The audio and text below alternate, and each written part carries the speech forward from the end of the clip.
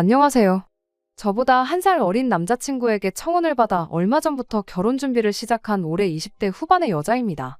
둘 사이에서 결혼 이야기가 오고 간지 얼마 되지 않은 만큼 이렇다 할 준비를 해놓은 건 없는 편이에요. 심지어 아직 남자친구 집에는 인사도 안 드린 상황입니다. 앞으로도 인사를 드리러 갈 일이 없을까 싶은데 여기에는 조금 복잡한 사정이 있어요. 일단 남자친구는 저희 부모님께 진작에 인사를 시켰었고요. 저희 부모님께서는 그래도 남자가 나이가 어려서 괜찮겠냐고 걱정을 하셨는데 생각해보니 요즘은 만나이를 쓰잖아요? 만나이를 쓰면 동갑이라고 봐도 무방할 만큼 제 생일과 남자친구 생일이 크게 차이가 나지 않습니다. 만나이를 안 쓴다고 해도 뭐 1살 차이면 솔직히 엄청 어린 것도 아니기도 하고요.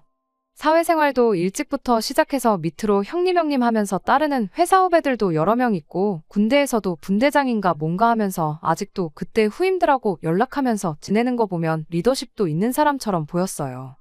연애할 때도 데이트 장소라든지 이것저것 먼저 알아오고 뭐를 할지, 뭐를 먹을지 제 의견을 묻는다기보다는 이거 하자, 저거 하자 하면서 리드하는 스타일이었어요.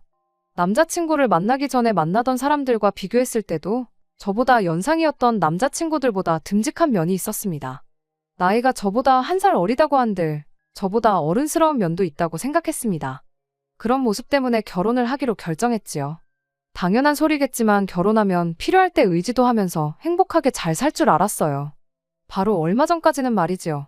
남자친구 집에 아직 인사를 드리러 가지 못한 데에는 이유가 있습니다. 남자친구가 어머니를 끔찍하게 생각하는 사람이었거든요. 그거랑 인사를 못 드리러 간 게 무슨 상관이 있나 싶으신 분들도 계시겠는데 실은 남자친구한테는 낳아주신 어머니는 계시지만 키워주신 어머니가 안 계십니다. 연애하는 동안에는 홀아버지 밑에서 자랐다는 것만 알았지 거기에 얽힌 자세한 내막은 몰랐어요. 남자친구가 쉬쉬하는 편이기도 했고 가정사가 누군가에게는 약점이 될 수도 있는 거니 저도 일부러 알려달라고 캐묻지 않았습니다. 남자친구의 청혼을 받고 저희 집에 인사를 시킨 뒤 며칠 지나지 않아서 남자친구가 그제서야 자기 가족에 얽힌 이야기를 처음 저에게 해줬어요. 그때까지는 홀아버지 밑에서 자랐다길래 어머니가 일찍 돌아가셨겠거니 그렇게 생각을 했는데 그게 아니고 어머님이 남자친구가 어릴 적에 새살림 차려서 집을 나갔다고 해요. 그런데 그 새살림 차린 분이 다른 사람이 아니고 거의 한 동네라고 봐도 무방할 정도로 가까이 사는 사람이었답니다. 어머님이 집안일만 하고 사는 거 지겹다며 뭐 새로운 걸 배워보겠다고 컴퓨터 학원을 등록했는데 거기 원장하고 눈이 맞았다고 해요. 그 원장이란 사람은 사별해서 혼자 살고 있었다는데 그냥 새살림 차리면서 그 집으로 들어가서 살았답니다. 남자친구 밑으로 동생이 한 명 있는데 둘이 어린 마음에 엄마 보고 싶다고 학원까지 찾아갔다가 어머니한테 니들이 여길 왜 왔냐고 혼내기까지 하셨다고 합니다. 동생이 어린 마음에 맨날 엄마 보고 싶다고 칭얼대고 그랬다는데 그때 남자친구 생각에 저러다간 동생이 삐딱선을 탈 수도 있겠다 싶어서 자기라도 마음을 굳게 먹어야겠다 다짐하고 일하러 나가신 아버님을 대신해 동생을 이끌어줬다. 이런 이야기를 하더라고요. 이야기를 듣고 나니 남자친구의 그런 리더십이 어려서부터 자연스럽게 몸에 배어온 습관인가 보구나 생각을 했습니다. 항상 자신감 넘치고 당당했던 그 모습 뒤에 그런 슬픈 과거가 있을 줄은 꿈에도 몰랐지요. 아직 한참 때 나이인데도 불구하고 결혼을 일찍 하고 싶어 했던 것도 하루라도 빨리 안정되고 화목한 가정을 꾸리고 싶은 욕심이 있기도 했다네요. 저를 사랑하는 마음은 당연한 거고요. 아무튼 남자친구가 자기가 이토록 외롭고 힘든 어린 시절을 보냈다는 이야기를 계속해서 듣게 되었어요. 그런데 남자친구의 이야기를 듣고 있다 보니 남자친구 속마음을 도무지 알 수가 없더라고요. 제가 남자친구였다면 당연히 그런 식으로 어린 자식 둘을 내팽개치고 새살림을 차린 것도 모자라 지척에 살면서 자기 자식들한테 찾아오지 말라고 단호한 말을 꺼낸 어머니가 미웠을 텐데 남자친구 말에는 어머니에 대한 미움보다는 그리움이 더 커 보였어요. 심지어 여지껏 혼자 몸으로 자식 둘을 키워오시고 독립시켜준 아버님에 대해서는 그런 노고에 대한 감사함보다 대체 엄마한테 얼마나 못했길래 집을 나가게 만들었냐는 원망이 더 강해 보였습니다. 백번양보에서 어린 시절에 어머니의 부재가 컸던 만큼 어머니에 대한 그리움은 당연히 있을 수 있다 생각하지만 그렇다고 해서 아버지를 미워할 필요까지는 없는 거 아닌가 싶었거든요. 어쨌든 고생하신 건 아버님이 다 하셨으니까요. 그런데 예상외로 남자친구는 아직 독립 못해서 아버지의 도움이 필요한 동생 때문에 아버지 대접을 해주고 있는 거지 동생만 독립하면 당장 아버지 보고 살 일은 없다는 식으로 말을 해왔습니다. 그런 이유로 저를 집에 인사시키지 않고 있던 거였지요. 제가 모르는 이야기가 더 있을 수도 있으니 남자친구 생각이 그러하다면 그렇게 하는 게 맞다 싶었어요. 결혼식 올릴 때 혼주석을 비워둔다고 한들 본인이 원하는 게 그거라면 어쩔 수 없다고 생각했지요. 그런데 그게 아니었어요. 저희 집에 남자친구를 인사시킨 지 며칠이 지나서 남자친구의 주도로 일단 남자친구의 동생을 먼저 만나보게 되었고, 그날 남자친구가 조만간 어머니랑 상의해서 날 잡을 테니 결혼 허락 받으러 거길 다녀오자는 이야기를 듣게 되었습니다. 어릴 적에 학원까지 찾아가서 문전박대 당했다는 이야기를 들었을 때 당연히 어머님하고는 그 뒤로 연을 끊었겠거니 생각했는데 그게 아니었던 겁니다. 알고 봤더니 남자친구가 취직하고 나서 집에서 나와 독립한 시기부터 어머님하고 연락을 주고받고 있었다는 사실을 또 새로 알게 되었지요. 어떻게 자기 연락처를 알아내서 그래도 모자간인데 지난 날은 다 잊고 잘 지내고 싶다고 연락이 왔다고 해요. 남자친구 동생은 어릴 때 충격이 너무 컸던 나머지 아직도 연락을 안 하고 있는 상황이랍니다. 그리고 그날 이후로 남자친구는 쭉 가족들 모르게 해서 어머님하고 지속적으로 연락을 주고받고 있었나 봐요. 그리고 아버지한테도 아직 말을 안 한 저희 결혼 소식을 어머니한테만 이야기를 했다고 하는 겁니다. 차라리 제가 처음 생각했던 대로 어머님, 아버님 양쪽 다 인사 안 시키고 결혼식 때도 혼주석을 비워둔 채로 진행하자고 했으면 이해라도 했을 텐데. 호적상 실제 가족인 아버지는 빼고 이젠 남이 되어버린 어머니한테만 인사를 시키겠다니 솔직히 이해가 가질 않았고 혼란스럽기까지 했습니다. 그러면서 동시에 다른 걱정도 생기게 되었지요. 저를 아버님께 인사시킬 생각이 없다는 건 곧 결혼을 한다는 이야기부터 전하지 않을 생각인 것 같은데, 자이던 타이던 아버님이 아들 결혼식에 참석을 못하실 수도 있다는 건 예상했지만 어머님만 참석을 하시게 되는 건 예상 못했거든요. 만약 그렇게 된다면 신랑 측 혼주석에는 어머님이 혼자 계시는 건지 아니면 새살림 차린 그쪽 집 아저씨가 같이 혼주석에 앉게 되는 건가 싶었어요. 아니나 다를까 남자친구한테 어머님은 하객으로 오시는 거냐 혼주로 오시는 거냐 물었더니 나를 낳아준 어머니인데 혼주석에 자리하시는 게 당연한 거 아니냐고 살짝 화가 난 말투로 말을 하더라고요. 문제는 저는 그렇게 하고 싶은 생각이 눈꼽만치도 없다는 거였어요. 그렇다고 남자친구한테 피덩이 같은 두 자식 버리고 새살림 차린 당신 어머니는 혼주석에 앉을 자격이 없으니 결혼식에 부르더라도 하객석에 앉게 하라고 할 수도 없는 노릇이기도 했고요. 제가 고리타분한 사고를 가지고 있는 걸지도 모르겠습니다만 결혼이 일륜지대사라고 하는 만큼 지켜야 할 기본적인 도리가 있다고 생각하거든요. 양가 집안이 하나가 되는 건데 서류상 한 가족인 아버지는 결혼식에 부르지도 않고 이젠 남의 가족인 어머님과 완전 생판남인 그 집 아저씨를 저희 부모님과 같은 선상에 두는 것부터 말도 안 된다고 생각했어요. 물론 남자친구가 혼주석에 계신 어머님 옆에 그 새살림 차린 아저씨가 앉을 거라는 말을 하지는 않았지만 아무튼 괜히 더 따지고 들어봐야 말다툼만 일어날 것 같아서 저도 거기까지만 말하고 다른 말은 따로 하지 않았습니다. 이제 결혼 준비를 막 시작한 만큼 대화로 충분히 풀어나갈 가능성이 있지 않겠나 싶었거든요. 아직도 한 집에 같이 사는 동생이 있는데 심지어 동생은 어머니를 두 번 다시 볼 생각이 없는 것처럼 보이는데 설마 아버지 모르게 결혼을 할 수나 있을 리가 있겠나 싶었기도 하고요. 그리고 며칠 전 남자친구가 다음 주 주말에 시간이 되느냐고 물어왔어요. 어머니랑 약속 잡아놨다고 되도록이면 시간 비워놓으라는데 올 것이 왔구나 싶은 기분이었습니다. 진짜 이러다간 아버님은 결혼식장에 발도 못 붙이고 혼주석에는 생판남이나 마찬가지인 모르는 아저씨가 앉아있을 것만 같고 한마디 하지 않을 수가 없더라고요. 그래서 제가 아무리 생각해도 이건 아닌 것 같다고, 너를 낳아주신 어머니니까 인사드리는 게 문제가 되는 건 아니지만 혼주인 아버님께 먼저 인사를 드리고 그 후에 어머님한테 인사를 드리는 게 순서가 맞는 것 같다고 한마디 했습니다. 그랬더니 남자친구가 정색을 하더라고요. 아버지는 없는 걸로 생각하면 된다고요. 여지껏 평생을 어머니가 없는 거라 생각하고 살았는데 아버지가 없는 것처럼 사는 거 일도 아니라고. 어차피 너도 우리 아버지 얼굴 한 번도 본 적 없지 않냐며 원래 없던 사람인 셈 칠합니다. 그러면 간단한 거 아니냐는데?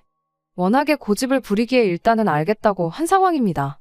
아직 어머님을 만나기로 한 날까지 열흘 정도 시간이 남아있는 상황인지라 어떻게든 남자친구 설득해서 아버님한테 먼저 인사를 올리던지 정 안 되면 어머님 먼저 만나 뵙고 나서 아버님께도 인사를 드리러 가자고 하고 싶은데 부모님 축복 속에서 결혼하는 게 이렇게 힘든 일인 줄은 몰랐습니다.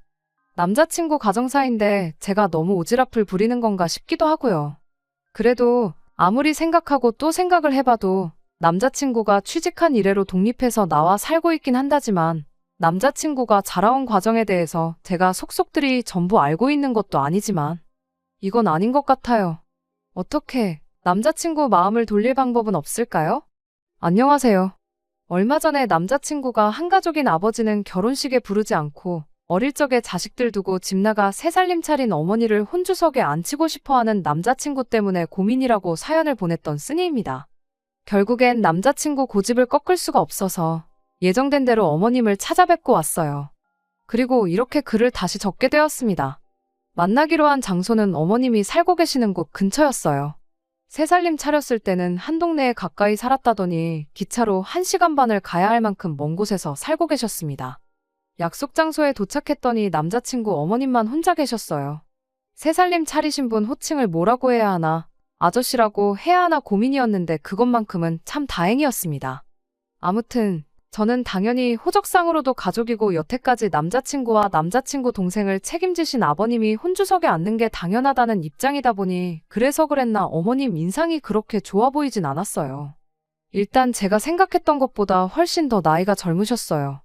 아버님과는 속도 위반으로 결혼하게 되었고 그때 나이가 21살밖에 안 되었다 보니 아직도 50대 초반이십니다. 꾸미고 다니시는 것도 엄청 화려하고 멋쟁이시죠. 그게 문제가 되는 건 아니지만 어머님과의 대화는 정말이지 제가 상상했던 것 그 이상으로 충격적이었습니다. 남자친구도 몰랐던 사실이 하나 있는데 그때 당시 새 살림 차렸던 아저씨하고는 진작에 헤어지셨답니다. 그 뒤로 쭉 혼자 지내신 건 아니고 이 사람 저 사람 만나면서 같이 살기도 하고 연애도 하고 그러면서 인생을 즐기면서 사셨다고 하네요.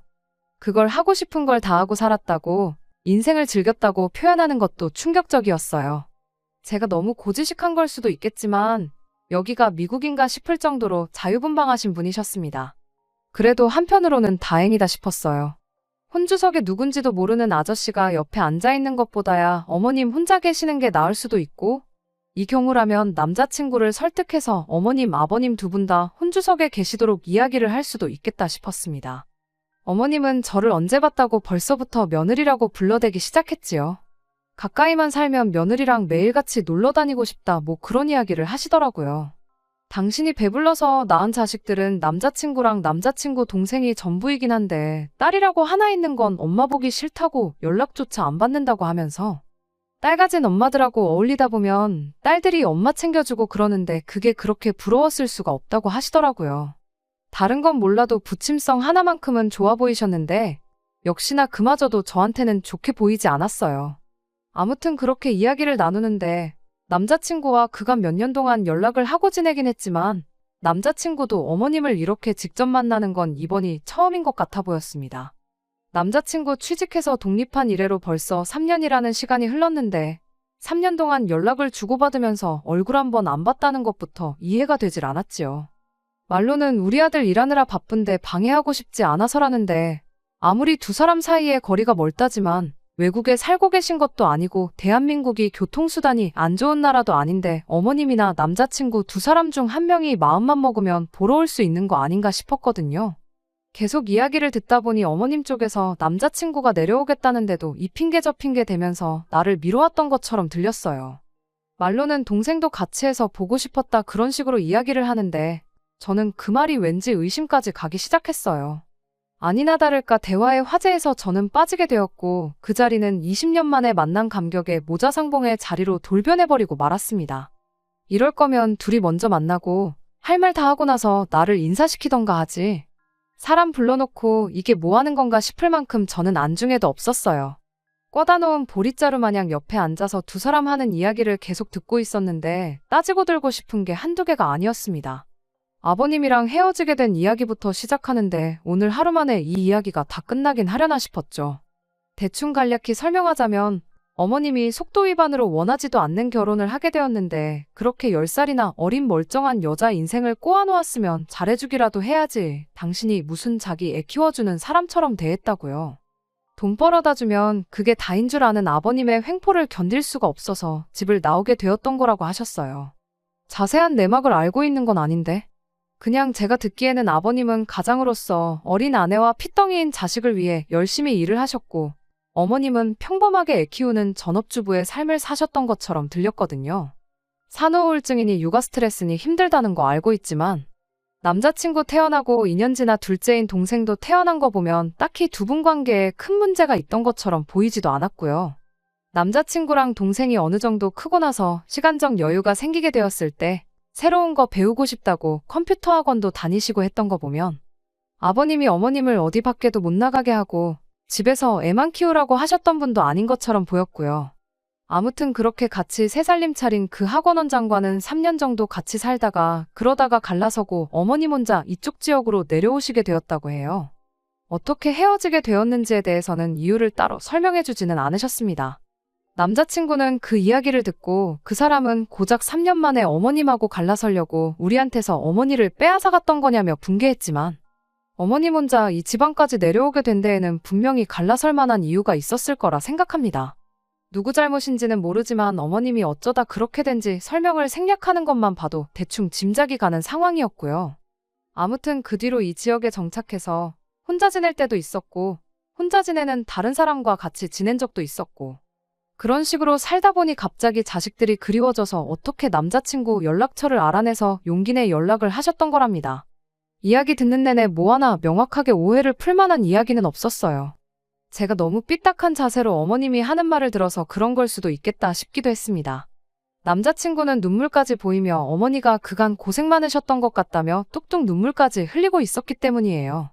이야기가 길어지는 덕분에 주문한 음식들에는 손도 대지 않은 상황이었지요. 대충 이야기 마무리되고 나서 그제서야 식사를 시작했는데 남자친구가 이것도 맛있다 저것도 맛있다 하면서 어머니도 드셔보시라 하는데 그 모습을 보니까 어머니가 있는 일상이 저한테는 당연한 것인데 남자친구한테는 얼마나 갖고 싶은 일상이었을까 싶기도 하고 또 그간 어머니가 얼마나 그리웠을까 그런 생각도 들고 안쓰럽기도 하더라고요. 그렇다고 해서 여태까지 자기를 키워준 아버지를 결혼식에 부르지도 않을 만큼 미워할 필요까지 있나 싶긴 하지만서도 저는 어머니 없이 자라온 그 심정을 절대 이해 못하겠다는 생각을 하니까 또 제가 너무했나 싶기도 하고 정말 오만 가지 생각이 동시에 들었습니다. 혼주석에 관련한 이야기 또한 솔직히 남자친구가 직접적으로 언급한 적도 없던 부분이었고 어머님 또한 대화 시작할 때 새살림 차렸다던 그분과는 진작에 갈라섰다는 말까지 하셨다 보니 제가 생각했던 최악의 경우는 볼 일이 없겠구나 싶었고 그냥 이 상황을 인정하고 받아들여주는 게 좋겠다 싶었어요. 다른 사람도 아니고 아버님 몰래 결혼식을 올린다는 이야기는 여전히 받아들이기 힘들었지만 그거야 뭐 제가 처음에 생각했던 것처럼 대화로 천천히 해결해보면 되겠다 싶었죠. 여전히 결혼식까지는 시간이 넉넉한 상황이었으니까요. 식사를 다 마치고 나서 계산은 남자친구가 했어요. 밥값이 꽤 많이 나왔었거든요. 식사 마치고 나서 계산할 때 되니까 어머님이 먼저 밥 잘 먹었다고 커피는 자기가 쏘겠다고 말을 꺼내고는 먼저 가게 밖으로 나가셨어요. 어른이라고 무조건 계산을 해줘야 한다는 건 아니지만 그래도 몇십 년 만에 처음 아들을 직접 만나는 자리였던 데다가 거기에 저까지 있었는데 조금 의아했어요. 이후 저희는 택시를 잡아서 어머님이 자주 가신다는 카페로 향했습니다. 메뉴를 고를 것도 없이 카페 들어서자마자 어머님이 먼저 가서 아메리카노 3잔을 주문하셨어요. 밥 먹은 직후라 그런지 달달한 게 땡겼지만 카페에서도 제일 싼 메뉴로 묻지도 따지지도 않고 시키신 것 그리고 밥값 계산할 때 먼저 쪼르르 나가신 것으로 보아 어머님이 현재 주머니 사정이 별로 좋지 않구나 하는 걸 대번에 짐작할 수 있었습니다. 아무튼 식사하는 동안에는 감격의 모자 상봉과 더불어 어머님이 그동안 어떻게 지내오셨는지에 대한 이야기가 대화의 주된 주제였다 보니 카페에 와서야 비로소 저희들 결혼에 대한 이야기가 오가기 시작했어요. 어머님이 처음 저희한테 했던 질문이 두 사람 다 나이가 20대 후반인데 무슨 돈이 있어서 결혼을 하기로 했느냐는 질문이었어요. 마침 남자친구네 회사에서 결혼한 직원에 대해서 2억까지 전세금을 지원해주는 복지제도가 있는데 그걸 이용해서 일단 신혼집 먼저 구하고 차근차근 하나씩 맞춰나갈 계획이라고 설명드렸습니다. 그 말을 듣고는 어머님이 역시 우리 아들이라면서 능력이 있으니까 회사에서 그만큼 지원해주는 거 아니겠냐고 엄청 좋아하시더라고요. 그러더니 저한테 우리 며느리는 돈을 얼마나 버느냐고 대놓고 물어오셨어요. 말투가 마치 우리 아들 덕분에 신혼집 문제를 해결한 거나 마찬가지인데 너는 우리 아들 해오는 만큼 해오는 건지 한번 확인해봐야겠다는 말투였죠. 월급에 대해서 숨길 것까진 없지만 대답하기 조금 꺼려지는 질문이었는데 그래도 거기서 비밀이라고 하기도 뭐해서 그냥 한 달에 300 정도 벌고 있다 솔직하게 대답했습니다. 성과급 같은 거 생각하면 350 정도 받는다고 봐도 무방한데 굳이 거기까지 말할 필요는 없겠다 싶어서 참았네요. 그런데 계속해서 어머님 입에서 나오는 질문들이 전부 다 돈에 관한 이야기였어요. 저희 부모님 이야기까지 물어보시면서 두 분이 같이 살고는 있는지, 노후 준비는 다 되어 있는지부터 살고 계신 집이 자가인지 전세인지, 대출은 남아있는지까지 대답하기 난감한 질문들을 계속해서 물어오셨습니다. 쏟아지는 질문들이 너무 부담스러워서 잠깐 화장실 좀 다녀오겠다고 하고 자리에서 일어났어요. 겸사겸사 분위기도 환기시키고 제가 자리를 비운 만큼 대화의 화제도 다른 곳으로 돌아가지 않을까 생각을 했거든요. 두 사람이 화장실 쪽을 등지고 앉아 있었는데 둘이 무슨 대화를 나누는지 제가 가까이 오도록 눈치도 못 채고 대화에 열중한 상태였어요. 저도 정확한 내용이 뭔지는 아직도 모르지만 전후 상황을 유추해보면 조금 애매한 내용이었습니다. 용돈이 어쩌고 한 달에 150이면 충분하다는 내용이었고 제가 자리에 가까워오자 두 사람이 황급하게 대화를 멈췄거든요. 혹시나 싶어서 무슨 이야기 나누셨냐 물어보니 별거 아니라는 듯이 얼버무리기 시작하는데 그게 아직도 신경 쓰이긴 하네요. 아무튼 제가 생각한 대로 제가 화장실에 다녀오는 동안 분위기가 많이 환기되어서 더 이상 저희 집 경제 상황에 대해서는 이야기가 나오지 않았어요. 어머님이 아들이랑 이렇게 같이 시간을 보내니까 너무 좋다고, 이렇게 좋은 줄 알았으면 진작에 그 사람이랑 갈라섰을 때부터 연락을 하고 지낼 걸 그랬다 하시면서 또다시 모자상봉의 감동에 취하기 시작했습니다. 저희가 기차를 타고 왔다 보니 돌아가는 시간을 맞춰야 해서 어머님과 인사하는 자리는 그렇게 어영부영 끝이 나게 되었습니다. 어머님이 저희를 기차역까지 배웅해 주셨는데 헤어지기 직전에 어머님이 충격적인 이야기를 하나 더 꺼내오셨어요. 3주 정도 뒤에 다시 한번 내려올 수 있냐고요. 날짜를 확인해보니 금요일이었는데 회사에 휴가를 내서라도 둘이서 같이 오라고 하시더라고요. 기차표는 토요일에 돌아가는 표로 끊으라고 하셨고요. 무슨 일 때문에 휴가까지 내서 오라는 건가 싶었는데 어머님이 혼자 살고 있는 집도 구경시켜주고 지금 같이 살고 있지는 않지만 만나고 있는 사람이 있는데 그이도 소개시켜주고 싶다고 하더라고요. 제가 대답도 하기 전에 남자친구가 당연히 시간을 내겠다고 대답을 했어요. 그런데 저는 그때부터 거의 멘붕 상태나 마찬가지였습니다. 새 살림 차렸다던 분하고는 헤어졌다고 하길래 제가 최초에 걱정하던 문제는 신경도 안 써도 되겠다 안심하고 있었는데 만나는 사람이 있다고 하니 엄청 신경이 쓰이기 시작했어요. 저는 굳이 안 봐도 되는 사람이긴 했는데 괜히 저 없이 셋을 만나게 했다가는 무슨 이야기가 오가게 될지 모르겠어서 그날 나는 안 간다고 말하기도 뭐하더라고요. 거기에 집에 오는 기차 안에서 남자친구한테 아까 카페에서 나 화장실 다녀오는 동안 어머님하고 무슨 이야기 나눴냐고 물어봤는데 별 이야기 안 했다고 얼버무리는 모습을 보니 더더욱이 그날 안 가겠다고 할 수가 없었습니다. 그리고 시간이 흘러 벌써 다음 주가 다시 내려가기로 한 그날이에요. 여전히 남자친구는 아버님한테 저를 소개시켜주고 싶은 마음이 없어 보이고요. 그날 카페에서 저 없이 둘이 나눈 대화 내용을 유추해보건대 아무래도 결혼하면 어머님한테 보낼 용돈에 대해 이야기하는 것 같은데 남자친구한테 몇 번을 물어봐도 시원하게 대답도 안 해주고 이젠 혼주성 문제가 아니라 용돈 문제로까지 골머리를 썩게 생겼으니 정말 미치고 팔짝 뛸 노릇입니다. 한 달에 150이면 남자친구 월급의 절반 정도 되는 액수거든요. 다음 주 돼서 내려가 보면 대충 갈피가 잡힐 것 같기는 한데 진짜로 제가 생각한 최악의 상황으로 흘러갈까봐 그게 너무 걱정입니다. 안녕하세요. 오늘 올리는 글로 더 이상 글을 올릴 필요가 없게 되었습니다. 결론부터 말씀드리자면 남자친구하고는 결혼 안 하기로 했어요.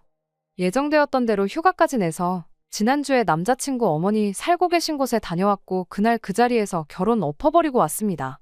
진작에 아버지를 결혼식에 안 부르겠다는 헛소리 할 때 알아보고 때려쳤어야 하는데 무슨 좋은 꼴 보겠다고 2달 반이라는 긴 시간을 버텼는지 참 후회가 되네요. 이번에는 남자친구 어머니가 기차역까지 저희를 마중 나오셨어요. 거기서 곧바로 택시를 잡아서 어머님 집으로 향했고요. 물론 택시비 또한 남자친구가 냈습니다. 어머님 혼자 살고 계시는 집이다 보니 집이 많이 좁은 편이었는데 저희 온다고 음식 준비하다가 시간 맞춰서 역에 마중 나오신다고 미처 정리를 못하고 나온 건가 싶을 정도로 집이 난장판이었습니다. 그래도 아들하고 아들 며느리 될 사람 온다고 이번엔 저희를 위해 진수성찬을 차려주시려고 하는 건가 싶었는데 그게 아니었어요. 외투를 벗어서 어디다 걸어놓아야 하나 두리번대고 있는 저한테 앞치마부터 건네주셨거든요. 저희가 조금 더 일찍 왔었으면 좋았겠다며 혼자 하느라 아주 죽는 줄 알았다고요. 아직도 할 일이 산더미니 일단 당신부터 도우라면서 저를 잡아 끌었어요. 그러던 와중에 남자친구한테는 앞치마가 아니라 TV 리모컨을 쥐어주시더군요. 엄마가 힘든 건 다 해놨으니까 둘이 하면 금방 끝날 거라며 1시간 정도 가서 TV나 보고 있으라고요. 저는 영문도 모른 채 어머님 손에 이끌려 바닥에 앉아서 온갖 전을 부치기 시작했습니다. 명절 때 저희 집에서 음식 준비하는 거 몇 번 도와드렸던 적이 있어서 어려울 건 없었어요. 어머님은 주방과 거실을 분주하게 왔다 갔다 하시며 이 음식 저 음식 마무리 짓는데 열중이셨고요. 대충 보니까 탕국에 갈비찜, 삼색나물에 이것저것 하고 계셨는데 거기에 제가 동태전에 육전, 산적까지 붙이고 있었으니 누가 봐도 이건 저희 온다고 차려내는 잔치 음식이 아니라 제사 음식을 준비하고 있구나 싶었어요. 어머님이 밑준비 해놓은 전을 거의 다 부쳐갈 때쯤 어머님도 다른 음식들 하던 게 다 끝났는지 제 쪽으로 오더라고요. 제가 해놓은 걸 보더니 벌써 이만큼이나 해놓았냐며 아주 손이 야무지다고 1등 며느리감이라고 칭찬을 해주시는데 칭찬을 받고도 그렇게 기분이 안 좋아 보긴 또 처음이었네요. 아무튼 그렇게 도착하자마자 1시간 정도 일을 했어요. 다 끝나고 나서 남자친구도 어머님이 제사 음식을 준비하고 있는 것 같다 싶었는지 할머니, 할아버지 두 분 다 살아계시지 않냐고 외가에 제사가 있느냐고 물어보더라고요. 그리곤 어머님 입에서 정말 생각지도 못한 대답이 이어졌습니다. 왜, 지난번 저희랑 헤어질 때 저희한테 만나고 있는 분을 소개시켜주겠다고 하셨잖아요? 내일 그 집에 제사가 있어서 어머님이 음식을 준비한 거랍니다. 남자친구도 그건 이해하기 힘들었나 봐요. 만나는 사람이면 결혼한 것도 아니지 않냐. 어머니가 왜 그 집 제사 음식을 준비하시냐고 따져묻더라고요. 그런데 이어진 어머님 대답이 아주 가관이었습니다. 그이가 제사를 얼마나 중하게 여기는 사람인 줄 아냐면서 다 당신이 그 사람하고 잘 되기 위해서 하는 거라고요. 그 집 구석 여편네가 워낙에 제사 준비하는 걸 싫어해서 그이가 아주 갈라선에 만에 벼르고 있는 상황인데 자기가 내일 그 집에 이 많은 제사 음식을 가지고 찾아간다고 생각해보라는 겁니다. 그 대답에 남자친구도 어이가 없다는 표정이었습니다. 지금 그러니까 만나고 있다는 분이 혼자 지내는 분이 아니고 아직 가정이 있는 사람이었냐고 묻더라고요. 어머님은 표정 하나 안 바뀌고 지금은 당신을 만나고 있고 그 양반이 당장이라도 이혼하고 싶네 만에 하고 있으니 혼자 지내는 거나 마찬가지 아니겠냐고 대답을 하셨어요. 이어서 한다는 말이 그 양반이 제사에 목숨 걸고 성질이 더러워서 그렇지 돈 하나만큼은 많은 양반이라고요. 당신이 하루빨리 그 사람하고 잘 돼야 저희한테도 이득이라는 겁니다. 당장 저희들 결혼할 때 뭐 대단한 거 해줄 수는 없겠지만 그래도 당신이 그 사람하고 잘 돼야 너네한테 손 안 벌리고 살 수 있다고요. 그리고 그때 남자친구가 지난번 카페에서 제가 잠깐 자리 비운 사이 어머님과 나눈 이야기가 무슨 이야기였는지도 알게 되었습니다. 제가 들은 대로 제가 예상한 대로 결혼하고 나서 받을 용돈에 대해서 이야기를 나누고 있던 거였지요. 몰랐던 사실도 하나 알게 되었네요. 남자친구가 취직한 이래로 어머님한테 매달 50만 원씩을 보내고 있던 사실까지요. 그날 150만 원 어쩌고저쩌고 이야기가 나왔던 것도 어머님이 남자친구한테 50만 원 가지고는 생활이 힘들다며 결혼하면 매달 보내주던 생활비를 올려달라는 취지로 말을 꺼냈던 거였나 봐요. 그나마 당시에 그 순간에 다행이다 싶었던 건 남자친구가 그렇게는 안 된다고 매달 50만 원이 보내드릴 수 있는 최대다 하고 거절을 했던 상황이었던 거죠. 어머님 딴에도 자존심 상해서 이렇게까지 하고 싶지는 않았는데 하루빨리 그 사람 그 집 여편네랑 갈라서게 하려면 이 방법밖에 없다고 그래야만 당신이 저희들 결혼하고 저희한테 손 벌릴 일이 없는 거 아니겠냐며 너무 나쁘게만 생각하지 말아달랍니다. 고작 1시간 도와드린 게 전부지만 그 이야기 들으니 음식이 귀하고 나발이고 부쳐놓은 전을 엎어버리고 싶은 마음밖에 없었습니다. 그리고 이거 재수없었다간 어머님 남자친구분이 혼주석에 앉게 될 수도 있겠다 싶기도 했고요. 남자친구가 언성을 높이면서 왜 그러시냐고 그렇게 자존심 버려가면서 내 도움 안 받게 되면 자기 마음은 편하겠냐며 제사 음식이고 나발이고 가져가지 말라고 하더라고요. 거기까지만 보면 잘 마무리되는 상황인가 싶었는데 남자친구가 난데없이 돈 때문에 그러시는 거면 자기가 그냥 매달 150씩 보내드리겠다. 괜히 우리 때문에 자존심 버려가면서 살지 마시라 한마디를 하는 겁니다. 그랬더니 어머님이 남자친구를 부둥켜 안으며 그래도 엄마 생각해주는 건 아들밖에 없다며 눈물을 콸콸 쏟아내는데 그 상황을 보고 제가 아무 말 하지 않을 수가 없었어요. 매달 150을 누구 돈으로 어떻게 드리겠다는 거냐고 남자친구한테도 너 나랑 상의 한마디 없이 그걸 마음대로 결정 지으면 어떡하냐고 따졌습니다. 그랬더니 남자친구가 저한테 성질을 내더라고요. 너는 네 시어머니가 자식을 위해 자존심까지 버리겠다는데 고마워는 못할 망정 그게 할 소리냐면서 분위기 파악이 안 되냐대요? 그리고 저는 이때 벌써 결혼을 포기했던 것 같아요. 이런 사람하고 결혼해봐야 제 속만 골아터지지 좋은 꼴 보고 살지는 못하겠구나 싶었거든요. 저는 남자친구에게 시어머니는 누가 내 시어머니냐고 곧바로 따졌습니다. 여태껏 혼자 힘으로 자식 키워주고 독립까지 시킨 아버지 제쳐놓고 멀쩡히 가정 있는 사람 꼬셔서 첩질하는 사람을 두고 내 시어머니라고 하고 싶은 거냐고. 정신 좀 차리라고요.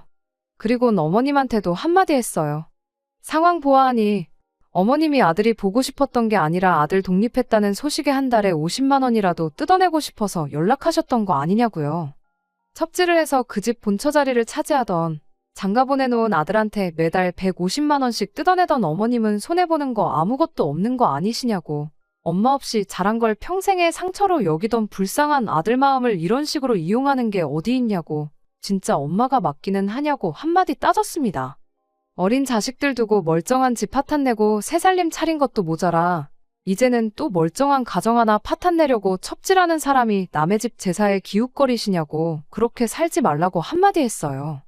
제가 이렇게 일침을 놓는 걸 가지고 남자친구가 저한테 고마워해 주길 바란 것까진 아니었는데 남자친구는 저한테 고맙다거나 미안하다고 사과를 하기는커녕 너 지금 우리 엄마한테 말버릇이 그게 뭐냐고 개거품을 물더라고요. 어차피 결혼하기로 한 거 파토낼 각오로 내지른 건데 남자친구까지 저러니 저도 더는 참을 필요가 있나 싶었어요. 그래서 일단 제가 영문도 모르고 붙여놓은 전부터 바닥에 내동댕이 쳐버렸습니다. 나물 묻혀놓은 거 담아놓은 것도 그대로 싱크대에 털어버리고 탕국이랑 갈비찜 해놓은 냄비까지 다 엎어버리고 나서 남자친구와 남자친구 어머니한테 한마디 했어요. 어머님은 이걸로 이제 첩질도 못하게 된 것 같으니 엄마 불쌍하게 여기는 아들하고 둘이서 살면 되겠다고 했어요. 동시에 남자친구한테는 힘들게 되찾은 어머니를 누군지도 모르는 다른 남자한테 빼앗길 뻔한 거 내가 되찾아준 거니까 나한테 성질 부리지 말라고요. 그리고 두 번 다시 어머니 다른 사람한테 넘겨줄 생각 말고 끔찍히 아끼는 아들이 평생을 모시고 책임지고 살면 되는 거 아니겠냐고 한마디 해줬습니다. 겨우 이딴 것 때문에 내가 회사에 휴가까지 내고 내려온 게 아깝다고 내일까지 있을 것도 없고 나는 먼저 돌아갈 테니 음식 다시 해서 그 집구석에 갖다 바치던 알아서들 하라고 말하고 저는 그 집을 빠져나왔어요. 그리고 그 길로 기차표 새로 끊어서 집으로 올라왔습니다. 애초에 혼주석에 누가 앉고 그런 게 문제가 아니었어요. 애초에 대화로 풀어서 들을 머리가 있던 사람이었으면 키워준 아버지 은혜도 모르고 어머니만 결혼식에 부르겠다는 말도 하지 않았을 테니까요. 그때 벌써 파혼을 했었어야 했는데 거의 3달에 가까운 시간을 낭비한 기분이네요. 아무튼 그렇게 남자친구하고는 끝이 나고 말았어요. 끔찍히 여기는 어머니 눈치가 보여서 그런가 그날은 물론이고 다음날이 밝을 때까지 저한테 연락 한 통 없더라고요. 그 덕에 오히려 마음을 굳게 먹을 수 있었어요. 괜히 미안하다, 잘못 생각했다 연락이라도 오면 어떻게 해야 하나 싶었는데 말이죠. 얼마 전에 남자친구가 아니라 남자친구 여동생한테서 전화가 왔었어요. 처음 어머니한테서 연락이 왔다고 했을 때부터 자기가 연락 못하게 막았어야 했다며 저한테 미안하다고 사과를 하더라고요. 오히려 아직 대학생밖에 안 된 여동생이 생각이 더 깊구나 싶었습니다. 남자친구 때문에 아주 집이 난리가 났다고. 어머님이 50만 원 가지고는 생활이 불가능하다고 그래서 아예 서울로 모시고 왔다고 그러더라고요. 심지어 남자친구가 회사에서 내준 독신자 전용 사택에서 살고 있었는데 어머님하고 같이 지낼 수가 없으니 어머님을 본가로 모셨대요.